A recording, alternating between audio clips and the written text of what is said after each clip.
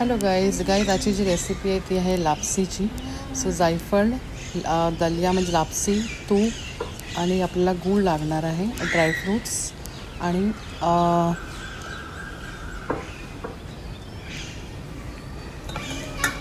आता गाईज तूप ॲड करून आपल्याला कुकरमध्येच बनवायचं आहे. लापसीला छानपैकी फ्राय करून घ्या. लापसी छानपैकी भाजून झाली ना, सो त्याच्यामध्ये आपल्याला जे पण आपल्याकडे ड्रायफ्रूट असेल, बदाम घ्या, काजू घ्या, तुम्ही काही ॲड करू शकता ड्रायफ्रूट याच्यामध्ये. छानपैकी परतून घ्या त्याला आणि एकदम सुगंध येईपर्यंत त्याला फ्राय करायचं आहे. जायफळची पावडर थोडीशी ॲड केली आणि 1 ग्लासभर पाणी ॲड करायचं आहे आणि मग कुकर आपल्याला लावून घ्यायचं आहे आणि 1-2 शिट्टीमध्येच आपली लापसी एकदम तयार होते. आणि त्याच्यामध्ये आता मी गूळ ॲड करणार आहे.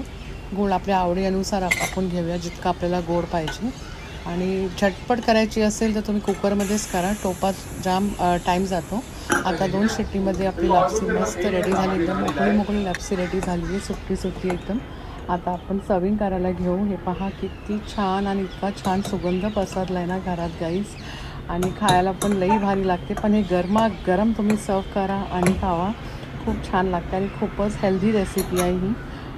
आणि मग आता मी सर्व करायला घेत आहे. 3 प्लेट आहे, कारण माझा मुलगा, माझा नवरा आणि मी.